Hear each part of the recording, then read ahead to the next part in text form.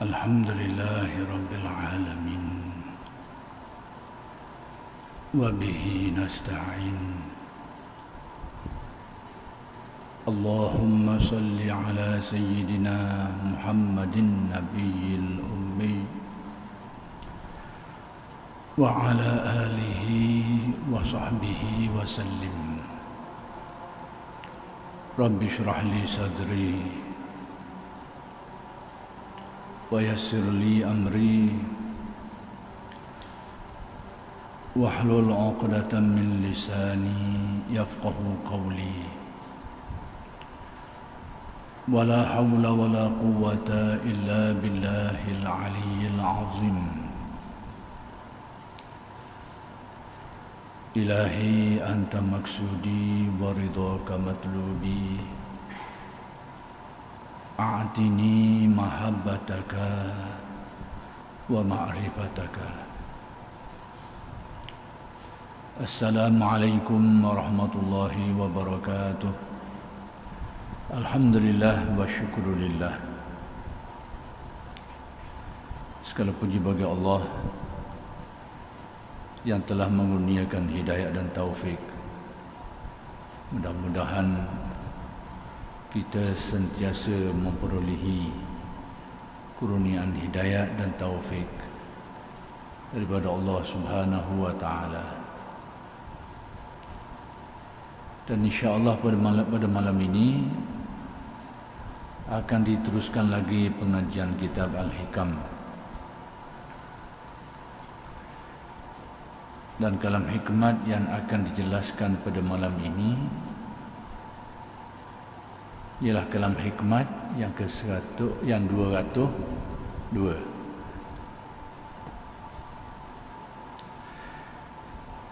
Kata Syekh Ibn Atha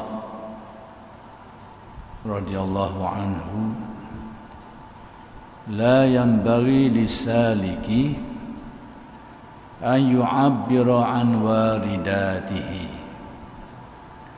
fa inna dhalika mimma yuqillu amalaha fi qalbih wa yamna'uhu wujuda sidqi ma'a rabbih. Tidak layak bagi seorang salik, yakni yang baru merangkak dalam jihad melawan hawa nafsu, membuka atau menerangkan apa yang ia telah dapat daripada kurnia Tuhan. Sebab yang demikian ini akan mengurangi pengaruhnya ke dalam hatinya sendiri dan merosak, yakni menghalangi sesungguhnya terhadap Tuhan. Apa erti apa yang ingin disampaikan oleh Syekh Ibn Atha menerusi kalam hikmat ini? Syekh Ibn Atha menerusi kalam hikmat yang ke-202 ini nak menyatakan adab seseorang salik. Siapa salik? Salik, kalau kita lihat dari aspek bahasanya, orang yang berjalan. Dalam hadis disebut, man salaka tariqan yaltamisu fihi ilman sahhalallahu lahu tariqan ilal jannah. Siapa yang melalui suatu jalan, lorong, yang mana dia lalu lorong tu jalan tu untuk tujuan mencari ilmu,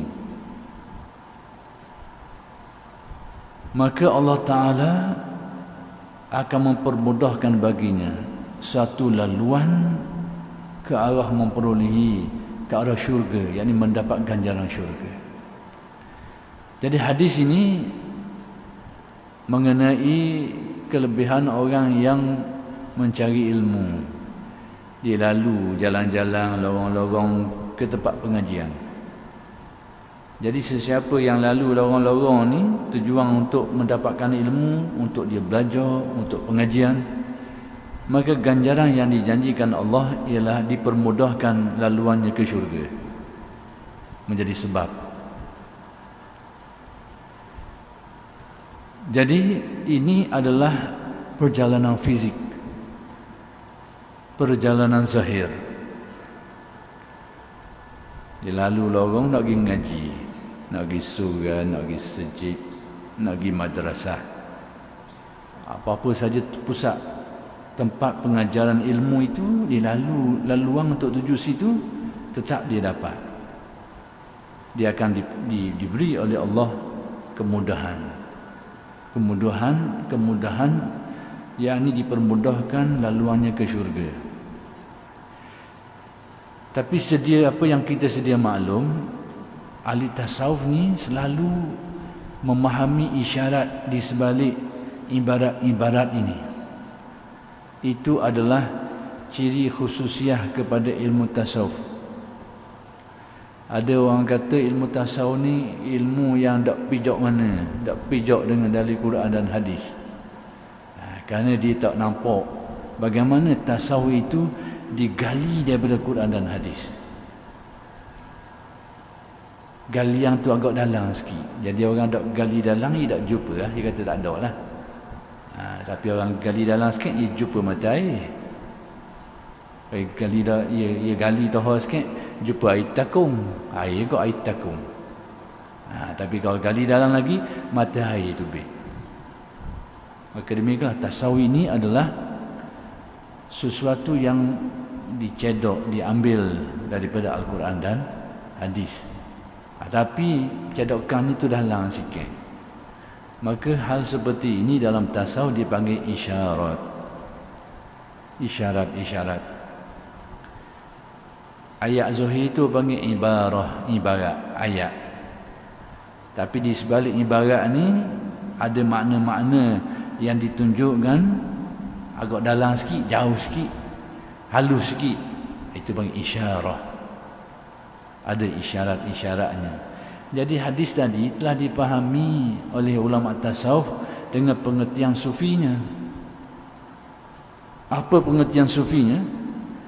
Iaitu orang yang melalui suatu perjalanan. Perjalanan, kalau laluan zahir ni, orang lalu jalan nak pergi ngaji, nak dapatkan ilmu. Tapi isyarat di sebalik semua ini, orang yang melalui suatu perjalanan rohani, perjalanan jiwa, perjalanan hati, perjalanan nafsunya itu. Ia juga satu perjalanan, suatu yang perlu dilalui. Tujuannya juga untuk mendapatkan ilmu. Bezanya, orang yang pergi mengaji, lalu lorong ni nak pergi ke suatu tempat pengajian, ilmu yang didapat itu, ilmu dipanggil ilmu muktasabah, ilmu yang diusahakan. Pergi mengaji, belajar, dia dapat ilmu. Ilmu iktisab, orang panggil. Ilmu yang kena cari, baru boleh. Tapi hadis itu memberikan isyarat yang difaham oleh ulama tasawuf. Orang yang menempuh suatu perjalanan kerohanian, kejiwaan ini juga untuk mendapatkan ilmu. Tapi ilmu itu adalah ilmu kerohanian atau disebut sebagai ilmu tasawuf, ataupun disebut ilmu ma'rifah. Ilmu yang dikurniakan Allah. Orang panggil ilmu mauhibah, ataupun ilmu warasah, atau nama-nama lain lagi. Ilmu yang dipermudahkan Allah, yang diilhamkan Allah, yang difahamkan Allah, yang dikurniakan Allah kepada orang yang tepuh perjalanan itu. Jadi sekarang ada dua perjalanan, perjalanan zahir, perjalanan batin. Perjalanan zahir nak dapatkan ilmu-ilmu yang dipelajari. Perjalanan batin nak mendapatkan ilmu makrifat yang mendalamkan faham terhadap Allah dan rahsia-rahsia kerohanian. Jadi dua-dua ni perjalanan mereka. Perjalanan semuanya. Baik, sekarang apa yang nak diberitahu oleh Syekh Ibn Atta ini ialah perjalanan rohani tadi tu. Perjalanan kerohanian tadi tu. Maka dalam perjalanan kerohanian ini selalunya orang akan menempuh berbagai-bagai pengalaman.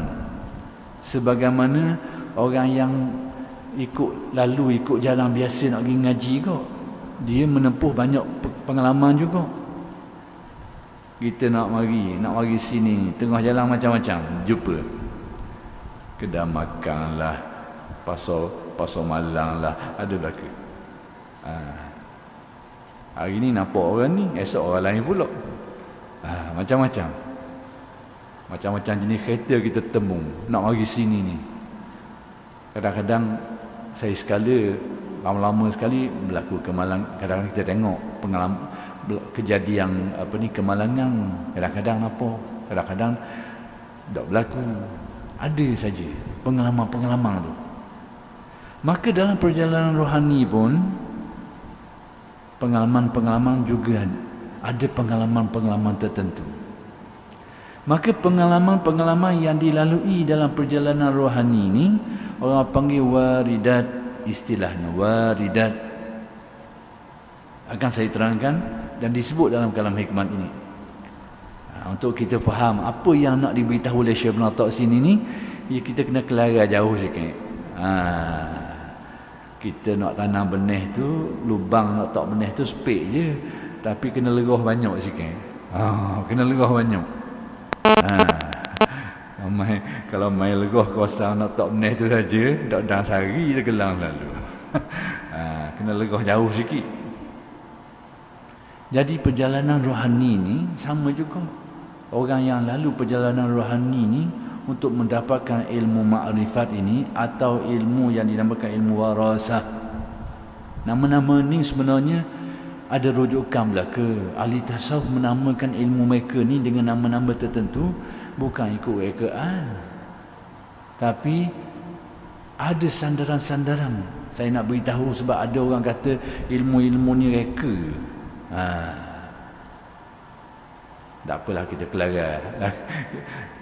Kau jalan kau turun bawah banyak sikit. Lagi kalau orang banyak sikit. Tak apalah.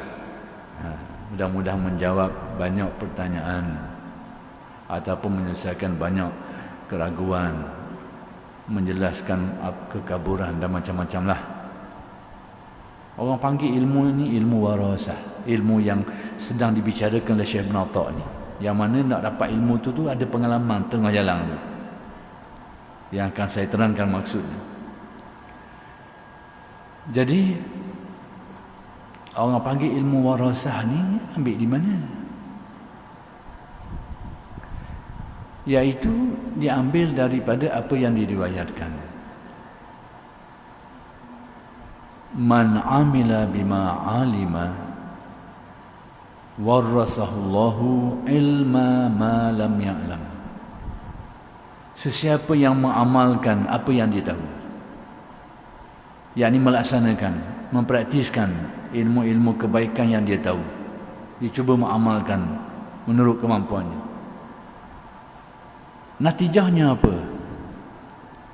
Selain daripada syurga, ganjaran pahala dan syurga yang dijanjikan di akhirat, ada natijah lain, ada hasil lain.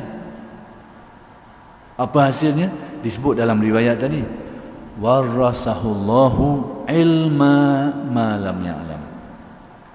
Allah akan mewariskan kepadanya apa yang belum dia tahu.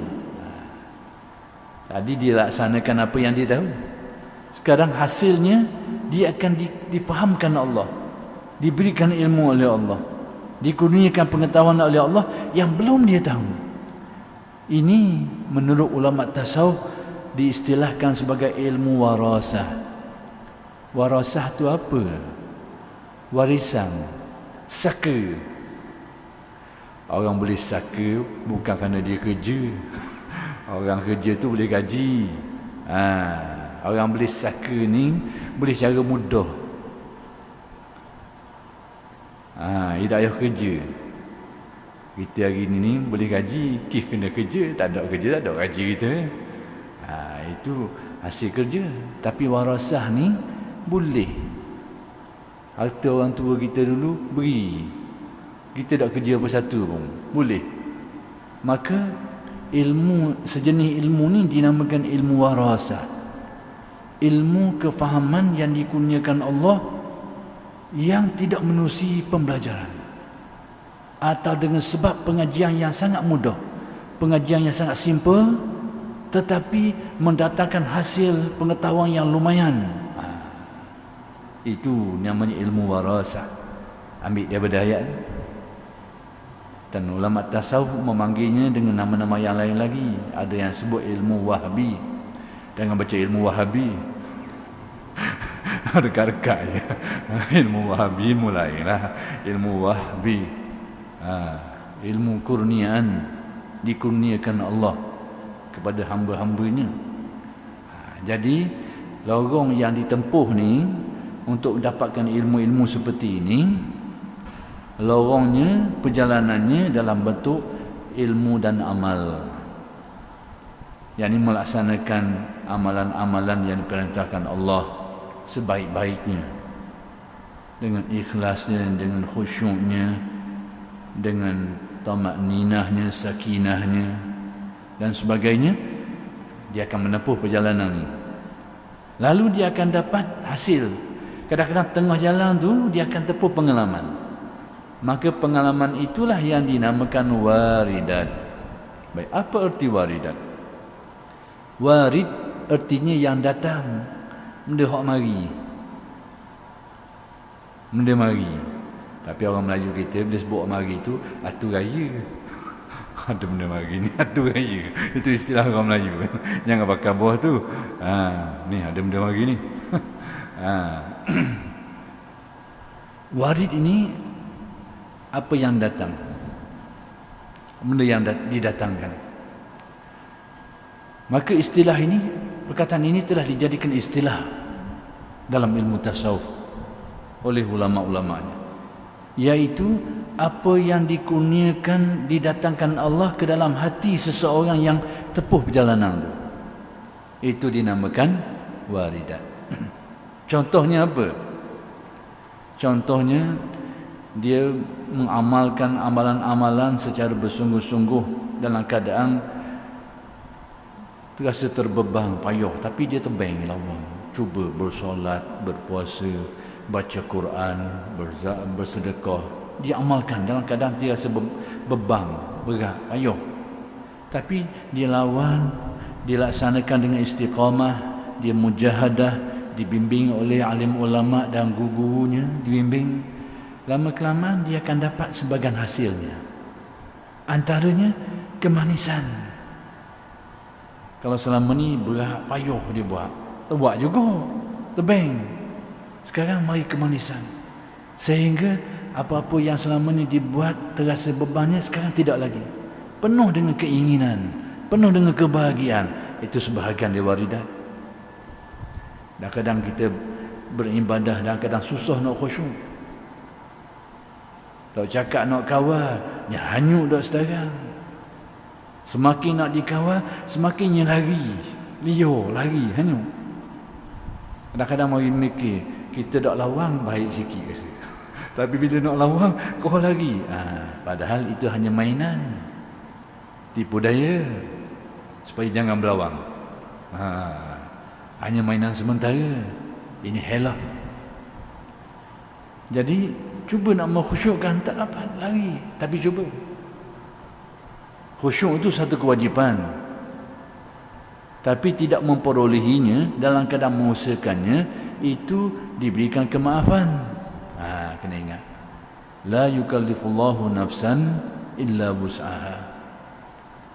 Allah tidak membebankan seseorang itu kecuali menurut kemampuannya. Sekarang kita berusaha nak khusyuk, hanyut juga. Yang salahnya orang yang sengaja melalaikan dirinya dalam solat atau membiarkan dirinya lalai dalam solat. Tadi anak kucing hilang. Kali lagi masa sembahyang ingat. Masa sembahyang ingat lalu. Jadi Allahu Akbar, mikir lalu kat mana tadi? Kat mana tadi? Dia guna ruang tu. Inilah yang berdosa. Dia membiarkan atau menggunakan untuk kelalaian. Tapi orang yang berusaha untuk mengkhusyukkan hati, tapi tak boleh juga. Cuba nak ingat lagi hanyut. Cuba nak ingat sedar-sedar, masuk orisan dah ni. Baru nak khusyuk. Ingat tak ingat? Duduk mikir nak bayar biti. Mari teringat. Mari macam-macam. Mari. Tapi ini dimaafkan. Kerana dia telah berusaha untuk mengkhusyukkan. Tapi belum berhasil. Ini mujahadah namanya. Dalam perjalanan. Bahkan dia mendapat ganjaran mujahadahnya. Ganjaran usahanya untuk mengkhusyukkan hati. Walladzina jahadu fina itu. Dia sudah mendapat ganjaran bahagian itu. Bahagian berusaha untuk baiki, untuk meningkatkan, untuk menghasilkan khusyuk. Dia sudah mendapat ganjaran itu. Tapi belum berhasil. Tapi bila dia berusaha mujahadah, walladzina jahadu fina lanahdiyannahum subulana, akan kami hidayahkan. Tiba-tiba mari mudah khusyuk. Mari. Dengan begitu mudah dan terasa. Itu dinamakan sebahagian dari waridat. Itu dinamakan waridat tu. Yakni pengalaman-pengalaman yang kita temui dalam perjalanan rohani kita tu. Dengan fahamnya, dengan khusyuk. Selama ni mengaji, kadang-kadang orang mengajar tu kitab bukan tinggi sangat, rendah je. Bela. Tak nampak benda. Tak faham. Tapi bila kita berlatih dengan riadah, mujahadah, beramal, jadi kau nampak. Bukan saja orang mengajar kitab tadi, kitab yang lebih tinggi pun jadi nampak, faham. Itu juga sebahagian dari waridat. Sebahagian dari waridat. Kadang-kadang dia dengar satu dalil saja, sama ada Al-Quran dan hadis, tapi ilmu yang dapat 3-4 jenis ilmu dia dapat. Ayat Al-Quran dan hadis dijadikan dalil oleh ulama nahu sebagai syahid nahunya. Tapi ayat itu juga memberikan ilmu dalam yang berkait dengannya. Ilmu-ilmu fiqhnya, ilmu-ilmu adab tasawufnya. Orang lain mengaji sekara boleh sekara. Kadang-kadang mengaji sekara tak boleh berasa. Dia mengaji sekara boleh 3-4 perkara boleh. Ini termasuk waridat. Waridat ilahiyah. Itu dia. Itu nak beritahu waridat. Baik, sekarang apa yang nak diberitahu oleh Syekh Ibn Atta bukan hak tu. Ini baru bahagian negah baru ni. Bahagian negah tu kiri kanan. Yang nak diberitahu oleh Syekh Ibn Atta bukan yang itu. Tapi yang itu perlu diketahui. Perlu dipahami. Untuk memahami apa yang nak diberitahu oleh Syekh Ibn Atta ni.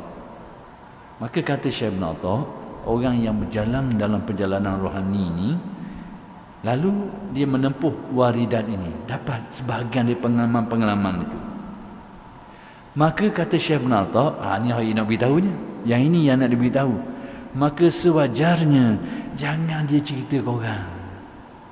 Jangan dia khabar ke orang. Jangan dia tunjuk ke orang. Sebab apa? Kerana bagi orang yang masih dalam marhalah atau manzilah salik ini, masih dalam mencari pengalaman ini, bila apa-apa yang didapat itu, kalau dia cerita, itu akan menjadikan apa yang dia dapat tadi itu akan susuk nilai dia. Susuk nilai. Kurang keberkesanannya. Kurang kesan dan pengaruhnya terhadap dirinya. Ibaratnya, dia akan jadi tahu. Ini sebahagian daripada rahsia ilmu tasawuf. Bila seseorang tu belajar, terutamanya dalam peringkat pengajian ni, kemudian dia mendapat sebahagian daripada waridat tadi. Kefahaman-kefahaman, zauq, merasai khusyuk, merasai hadir hati. Dia faham-faham yang orang lain tak pernah faham, dia boleh faham. Jangan dia banyak cerita ke orang. Dia simpan dulu. Kalau dia meluahkannya, menceritakannya dari sudut pengalaman tasawuf, apa-apa yang diceritakan itu menjadi kesan terhadap dirinya menjadi kurang. Tak berkesan mana dah terhadap dirinya. Kemanisannya akan jadi hilang. Pengaruhnya terhadap dirinya akan jadi hilang. Inilah pengalaman yang nak diberitahu oleh Syekh Ibn Atta. Jangan dia cerita, naklah dia simpan. Kecuali ada disebut dalam kalam hikmah yang lain, kecuali kepada guru-gurunya ataupun kepada orang tertentu untuk mendapatkan penjelasan, tafsiran, huraian dan sebagainya. Yang itu tak apa. Tapi kalau sekadar dia nak cerita, nak beritahu, mungkin dia rasa seronok, dia rasa dia dapat sesuatu, lepas tu berasa nak cerita, yang itu tidak disuruh dalam tasawuf. Sebab tu kata Syekh Ibn Atta, la yang bagi, tidak sepatutnya, tidak sewajarnya dia menceritakan pengalaman-pengalaman itu. Kadang-kadang sebahagian daripada waridat ni telahan yang tepat, dia panggil firasah. Dalam hadis dijelaskan, ittaqu firasatal mu'min fa innahu yanzuru binurillah. Mu kena jaga-jaga, berhati-hati, jangan awak lebih kurang, jangan awak mudah terhadap apa? Terhadap firasat orang mukmin. Firasat, bahasa kita firasat. Firasat ni telahan yang berasas. Sebab apa? Kata Nabi, fa innahu yanzuru binurillah. Kerana dia orang yang dapat firasat ni diberikan nur oleh Allah, yang dengan nur itulah dia dapat melihat sesuatu yang terselindung. Itu panggil firasat. Firasat bahasa kita. Jadi firasat ini sebenarnya sebahagian daripada waridat. Kadang-kadang seseorang itu yang mula mempelajari dan mengamalkan amalan-amalan agamanya secara lebih tekun, lebih khusyuk, lebih hadir, kadang-kadang dia dapat pengalaman ni, jangkaan dia tu banyak kena. Dia buat telahan atau jangka, dia sungguh. Itu sebahagian dari waridat. Kalau dia dapat yang ni, jangan dia cerita ke orang, dia simpan dulu. Sebab kalau dia banyak cerita, dah lama dia hilang. Demikian juga mimpi-mimpi yang benar. Ada orang mimpi ni, ada orang kata mimpi ni karu, kacau.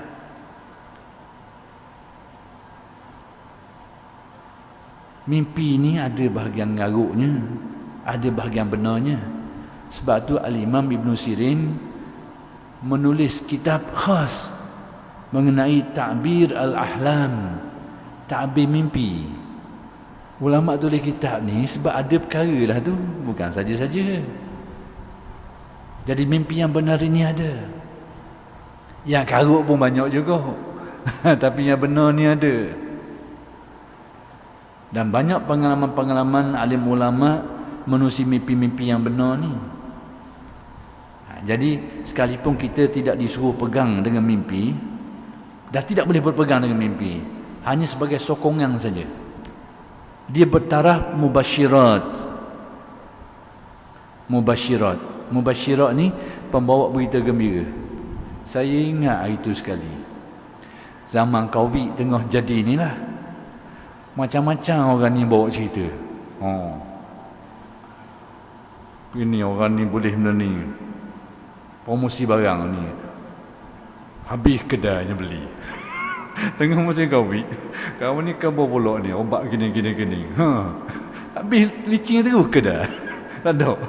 Orang terus cari, kerana bahaya masa tu. Maka salah satunya, saya nak beritahu macam mana kita nak terapkan apa yang saya nak sebutkan ni, penerapannya. Kita nak tolak terus ke mimpi? Atau nak pegang? Atau macam mana? Ni, nak beritahu. Saya katakan tadi, mimpi yang benar ni ada. Al-Imam Nusiri tulis kitab. Dan berlaku pada Nabi-Nabi. Dan mimpi para Nabi ini adalah satu juzuk daripada 46 juzuk kenabian. Dan dikira sebahagian dari wahyu.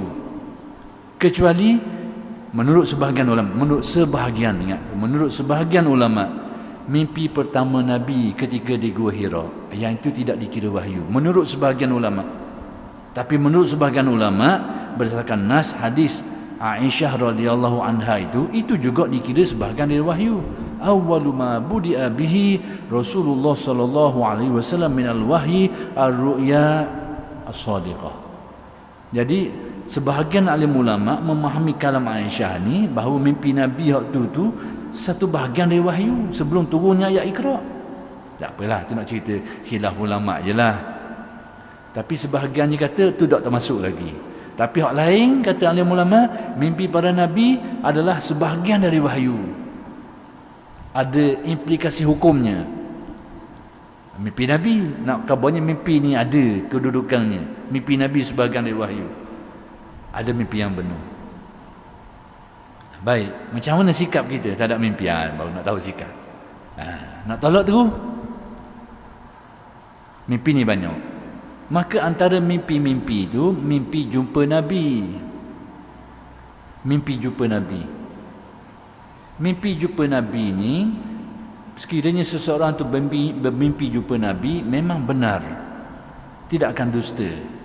Itu satu prinsip yang kita kena pegang. Mana sandarannya, mana dalilnya? Hadis Nabi, man ra'ani fil manami fasayarani fil yaqaza fa inna syaitana la yatamassalu bi. Sesiapa yang bermimpi melihat aku, maka sesungguhnya memang betul sungguh dia tengok aku. Dia akan lihat aku dalam keadaan sedar. Siapa yang mimpi jumpa aku ni, satu riwayat menyebut fasayarani fil yaqaza, dia akan tengok aku dalam keadaan jaga. Tak mau hurai panjang, banyak cerita panjang ni, tapi nak kabarnya dia akan jumpa aku dalam keadaan sedar juga. Kerana kata Nabi, fa inna syaitana la yatamassalu bi. Kerana syaitan itu tidak dapat berupa dengan rupa aku, kata Nabi. Allah Ta'ala jaga, syaitan tak boleh. Rupa orang lain dia boleh nyamuk. Rupa saya, rupa tuan-tuan dia boleh nyamuk.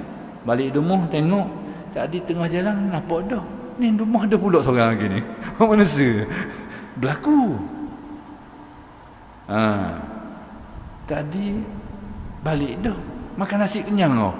Tak ada 5 minit balik pula dah. Lapar perut pula ni, mana ni? Mana ni? Pak tadi tu siapa dia tu? Pak balik tu. Kena jaga-jaga. Berlaku yang ini. Syaitan boleh buat yang tu. Tapi yang dia tak boleh nak buat, Nabi. Kan dalam hadis ini ada riwayat menyebut, riwayat lain sikit, man ra'ani fil manami faqad ra'ani. Sesiapa yang bermimpi melihat aku dalam tidur, memang betul-betul dia tengok aku sungguh. Pelbagai riwayat. Tak apalah, nak khabar betul mimpi ni. Baik, timbul isu COVID tadi tu baru ni. Ada orang dia buat cerita, dia mimpi jumpa Nabi, lepas tu Nabi khabar ke dia ubat COVID tu. Ubat repoh pun dia tak tahu. Ada repoh orang buat satu sejenis repoh di Turki. Lepas tu saya suruh orang cari, tapi orang internet habis dah sekarang stop. Jadi laku. Dia beli dia orang bila mimpi ni. Buat ubat COVID. Repoh benda tak ingat nama benda repoh tu. Repoh makanan. Ni sebaik ada orang mimpi jumpa Nabi, repoh Maggi jadi ubat COVID. Kau mimpi yang repoh Maggi, habis pula Maggi kedai. Dia beli dia orang. Tapi tak apalah, nak kabarnya baik. Apa sikap kita? Mimpi jumpa Nabi. Sekarang ni begini. Pertama sekali, kena ambil kaedah umum dulu. Sekiranya benar dia berjumpa dengan Nabi, betul lah mimpi tadi. Cuma persoalan sekarang, sejauh mana orang tu betul dia bercakap. Tu kena soal. Kalau betul sungguh, tak diragukan. Tapi persoalan sekarang, khabar ni boleh pakai ke tak? Ia ni jujur ke, nak nega ke, guana ke, macam-macam. Boleh jadi belaka. Itu yang dipersoalkan. Bukan aspek mimpinya. Kalau mimpi, ada hadisnya. Tapi sekarang ni, orang itu, dia ni betul cakap bohong ke tak? Ada tujuan lain ke tak? Ataupun dia mimpi tengah guana tu, kena tengok soal. Kena soal banyak lagi. Jadi sikap kita sekarang tidak menolak mentah-mentah. Pegang pada dasar. Tapi yang kita persoalkan, orang yang mendakwa mimpi jumpa Nabi. Ada orang gini, dia marah kerana ahli tasawuf ni kadang-kadang menerapkan ataupun menyebut mimpi-mimpi mereka ni bukan sebagai dalil. Ingat, mimpi ni sekalipun benar, tarafnya bukan taraf tasyri', bukan taraf menjadi syariat. InsyaAllah. Ya.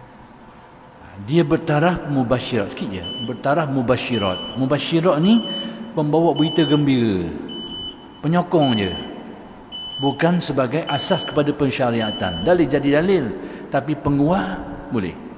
Jadi ulama tasawuf sebut benda ni dalam kitab-kitab mereka itu sebagai penguat kepada fakta-fakta yang sudah jelas di dalam Al-Quran dan hadis. Oleh kerana sudah masuk waktu isyak, kita berhenti setakat ini dulu, dan insya-Allah akan bersambung pada kali-kali yang akan datang.